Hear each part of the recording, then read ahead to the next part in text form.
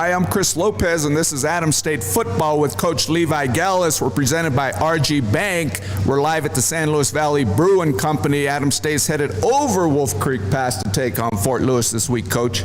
Yeah, this is another rivalry that we've always had here at Adams State, and playing against Fort Lewis and having to go up and over Wolf Creek Pass. And, we're very close to each other. We always find each other in the recruiting ranks, and a lot of times recruiting a lot of the same kids. And, it's a good matchup for us. 6 o'clock kickoff. No, they actually switched it. Yeah, gotcha. Because I won't get into the details. It was going to be a night game. Gotcha. Now it's a day game. Okay. And so we're playing at 1 o'clock. Who you got to your right, Coach?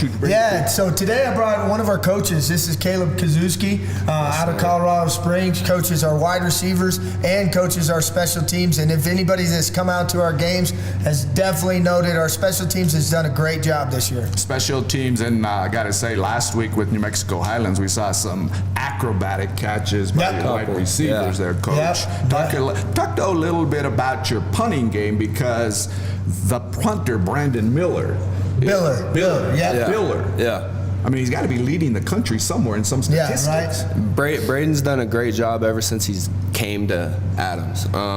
Saw him, I think, in May from the portal, and our coach only really liked him. I liked him, so we wanted to get Braden Biller here. And from the first game of the season to now, we've had a lot of changes on our punt depth chart. So except for him.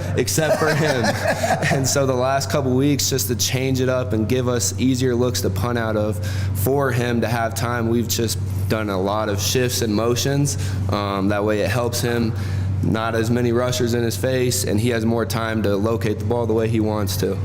Well, I don't know, too. I was on the other side of the field on the New Mexico Highlands side, Coach, when you ran back a punt return, what looked like for a kickoff, and I know the crowd was going crazy there at the first half, but then it got called back, and I didn't see the penalty, or I didn't see why it got called back, but that was an incredible return. Yeah, that was an exciting moment. It was a good moment.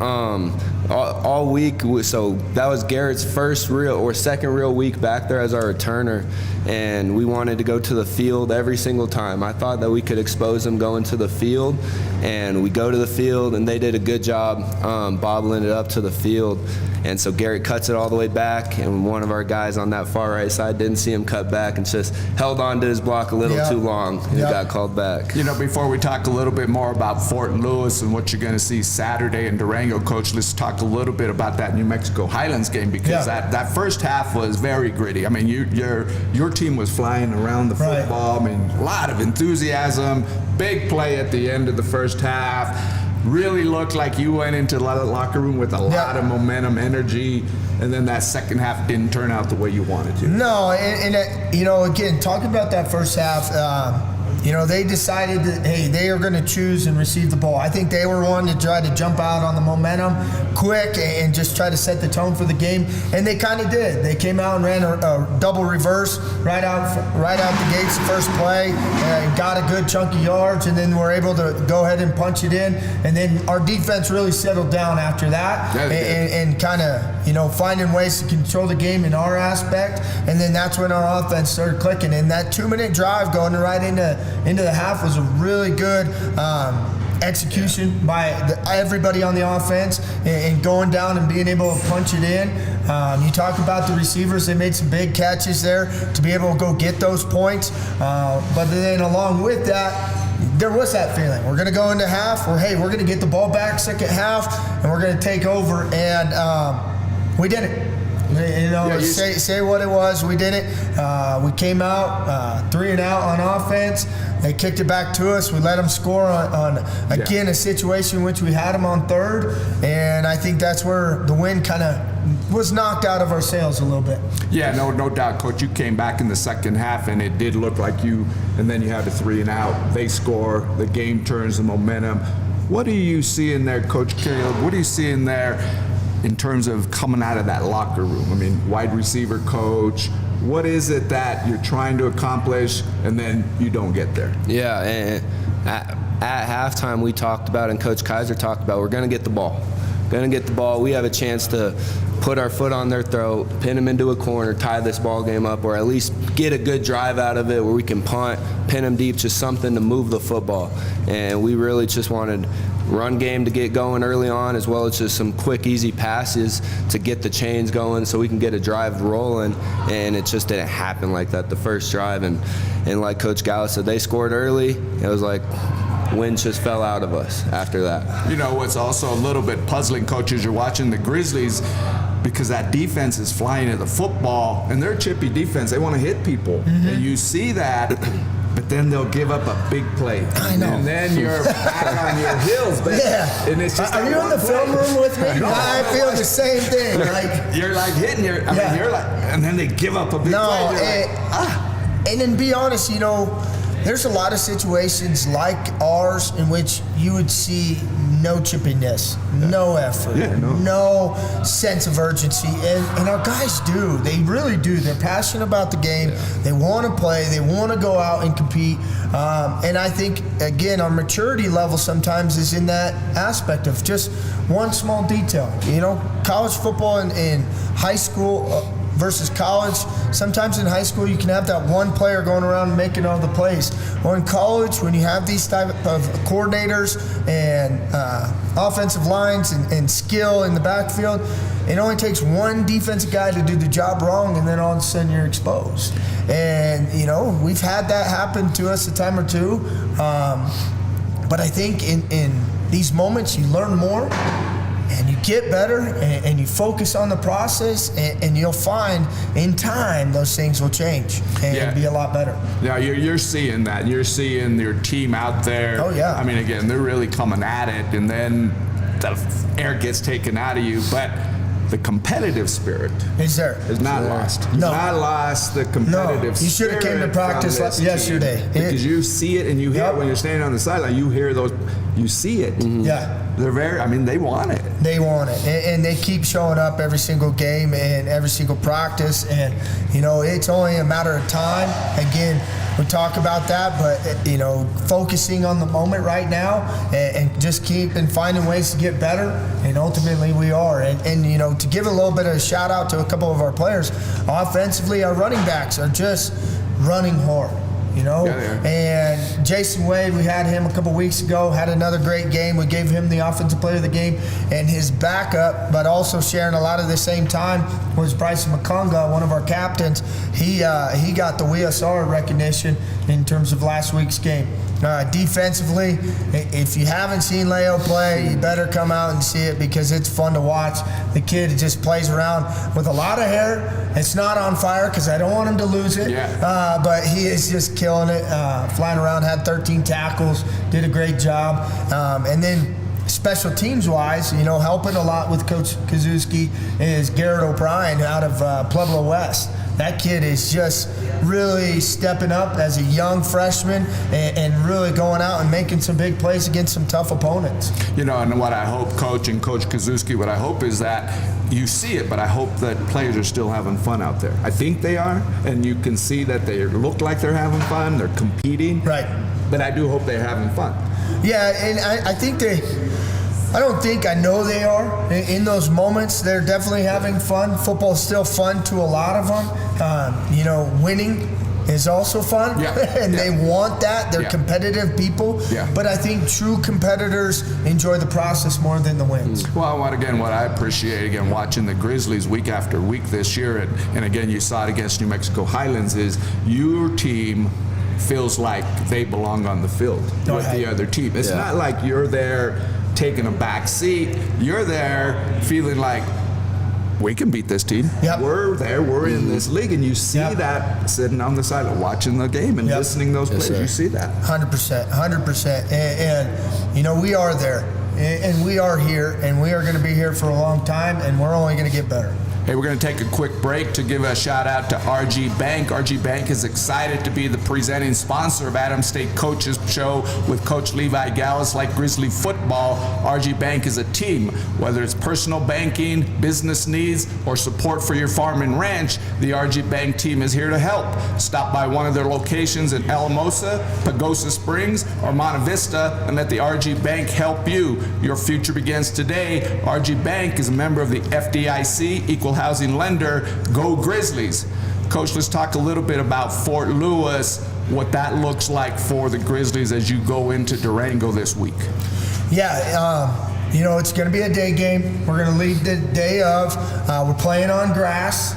Some of these guys might not have ever played football on grass, so we kind of tried to change our practices up to get ready for that type of environment. But Fort Lewis has just done a good job of believing in the process as well in their own way, going out and getting kids that are finally sticking and staying and trying to get that program back to what it was. When I played here, they won the conference, and so it's kind of one of those mindsets of they're going to get back up. They're going to get back into that style of position, but very competitive game. Going to be a lot of fun. We bring in that energy all first half and second half. I feel like it's going to be a good one for us. You talk about Fort Lewis winning the RMAC when you were playing for the Grizzlies, and really when you look at the RMAC, there has been a rotation of teams at the top, in the middle. I mean, the RMAC is a fluid conference where you don't see the same school year after year. Mine's had a good run. CSU's Pueblo's had a good one. Western Colorado right now is having a good run. Chadron gets there. Yeah. You talked about Fort Lewis in the old days. Adams State. The conference has that parity to it seems like. And Adams State does have the potential to rise up in the RMAC, Coach. 100%. It's I kind of think about it as a high school parking lot. Every now and then somebody has a brand new car and they're popular for a little while. Right on. And then the next person gets a brand new car and they're popular. That's kind of how the RMAC's kind of flowed. Chadron, when I first came in, they were killing it. Kearney was having a little bit of their runs, but then you have seen that shift in which they've gained some momentum. They get a good staff. They keep things rolling. A lot of that is happening right now, but absolutely, Adams State is going to get back on the top. It's going to happen. Hey, Coach, I want to talk to Coach Gazuski a little bit about your career.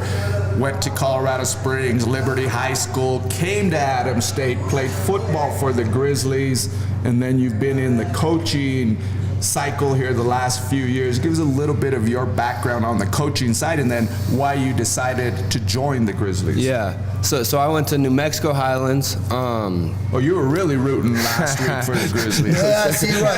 Anybody wants to beat their alma mater. Yeah. And after I finished playing, I knew I wanted to get into coaching. And in my previous 4 years, I've kind of coached 4 different positions. Graduated college and got a graduate assistant job as a running back coach at Rose-Hulman in Indiana, and really knew this is what I wanted to do, and worked to get up in the coaching ranks. And I was a graduate assistant on both sides of the ball in my 2 years at Emporia State University in Kansas. Was an O-line graduate assistant and special teams my first year. And then the second year I was a linebackers and special teams graduate assistant my second year. And then for my first full-time job last year, I was out in Monmouth, Illinois, as a linebackers coach. So kind of moved all around different positions, and I think what helped me was most as a GA graduate assistant under 2 different special teams coordinators at Emporia. I got to see 2 different styles on punt, PBR, kickoff, and kickoff return on the way 2 different guys did it that were both really good, but they were just different, and got to learn from 2 different styles on which one I would like to take in the special team route, as well as 2 different offensive positions to coach, 2 different defense. It's just helped me grow in football knowledge rather than just sticking with one position, and just learning football along the way from both the offensive side and defensive side. Yeah, it's really interesting, that broad background that you have on both sides of the football. Is that a common path, Coach, in terms of graduate assistants experience on both sides of the ball before, or how is that? Because that's a really broad interesting background on what you're trying to do with your coaching career. I think for the right coaches it is. I think there are certain coaches that tend to just stay to one side. I think Coach Kaczewski would agree with me. There's a different personality on the two sides and how they see the game. But it is common. Every now and then, if coaches can coach. That's how I always believe, and that's how I see it, is if you're a good coach, you can coach anything. You might not have all the experience and the knowledge from the aspect of playing that position or coaching it before, but you know how to gain the knowledge. You know how to go out and figure it out and make sure that you're doing what's best for the students. Coach Kaczewski, what makes a good special teams coach and then a good special teams on both sides, whether kickoff, punt return, punt defense? What is it that you're trying to accomplish, or the Grizzlies accomplish on special teams?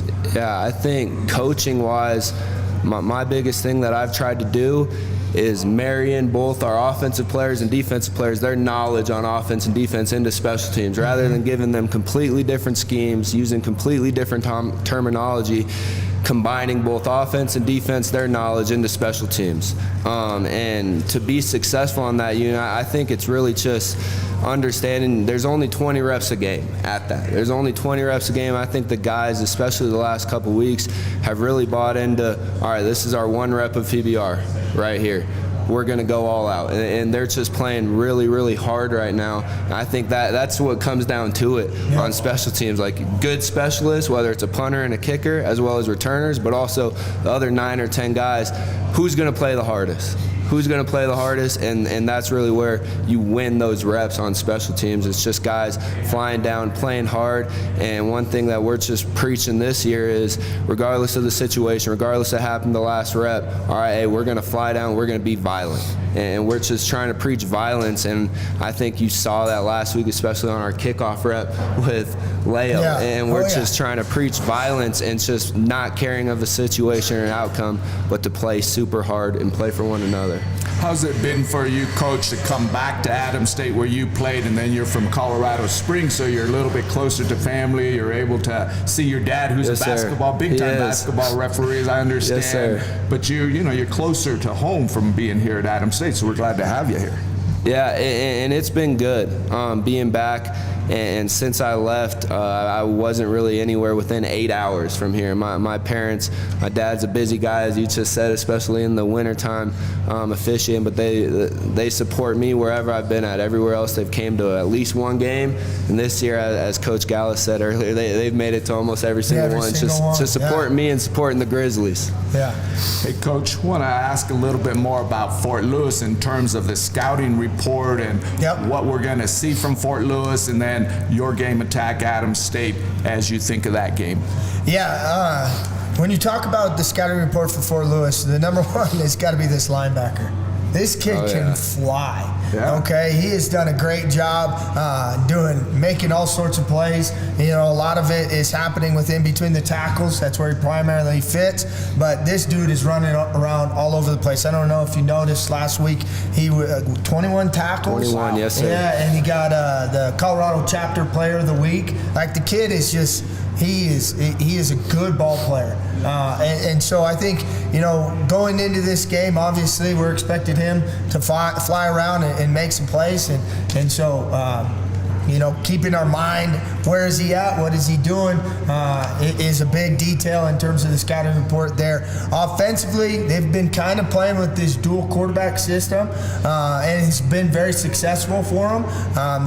They had an opportunity to beat a couple conference teams earlier in the season, and I think had one thing gone the other way, they would have a couple more wins up on their win-loss record, but offensively, they're going to do some different elements in using the quarterbacks to run, using them to sprint out and throw the ball.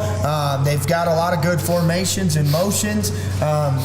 Coach Cox is doing a lot of good things over there at Fort Lewis. When we think about special teams and Coach Kaczewski here, we know that the special teams can really change a game. It can, and you saw that last week with Highlands, with Adam State, and you've seen it with your punting game, where you can really get your team out of trouble. Yes, sir. What's your thoughts, Coach, going into Durango? What you're going to see there from your special teams play? Yeah, they're really solid on special teams. Like we just talked about ours, they play hard.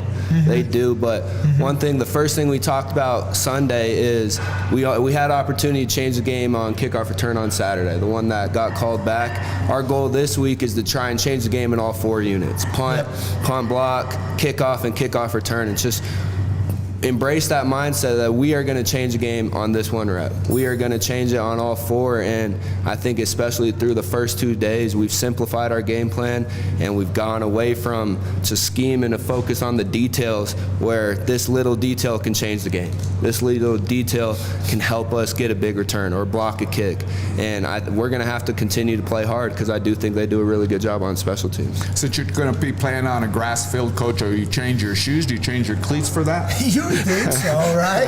I don't know if Nike sells those anymore. Yeah, we were all joking as a coaching staff in the office, like, back in the day, you'd put on a little bit longer to screw on, and you'd be able to grab the grass a little bit better. Nowadays, those cleats are so molded. Now they do make a grass cleat, but for our kids to go out and buy one set of cleats for one game for 1 week, it's not feasible. So, no, we did try to change some things up. We practiced on some grass, and letting our guys feel what that's like. And as on our way up to Durango, we'll also do some walkthroughs on some grass and get what that feels like, because you got to think about snapping, you got to think about kicking, you got to think about covering, you got to think about all that stuff. It's a really interesting topic when you're talking about a grass field versus a turf field, which Adam State has, and you're kind of more used to turf fields these days than grass fields. But grass was always it. Right. Now it's really interesting to hear that conversation about how you adjust depending on what that turf is, and your team not having really that field for a grass field. Right.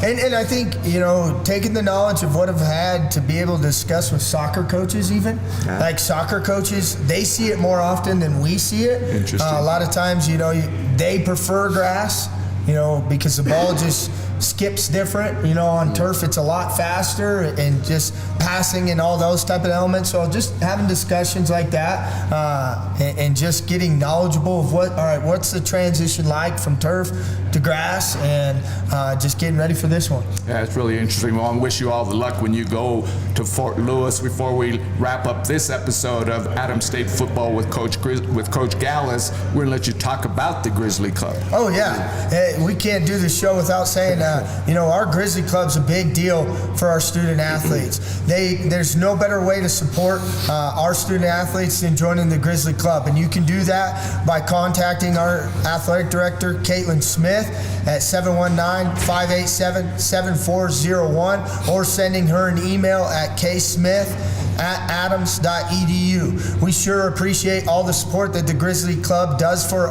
not just football, but all of our student athletes. Hey, this is going to wrap up episode 11 of our football with Adam State coach Levi Gallas. The Grizzlies have their last home game November 8th at Rexfield, the annual Spud Bowl game, Coach, against Black Hill State. I understand you might be bringing back an old tradition. I don't know. Huh? Yeah, I don't know if we can get the cows on the field. Again, that turf versus grass. We'll see you next week. Hopefully we'll see you at Rexfield November 8th for Adam State's Spud Bowl game. This has been the Adam State Football Show with Coach Levi Gallas. We're presented by RG Bank. See you next week at San Luis Valley Brewing Company. Go Grizzlies. Go Grizz.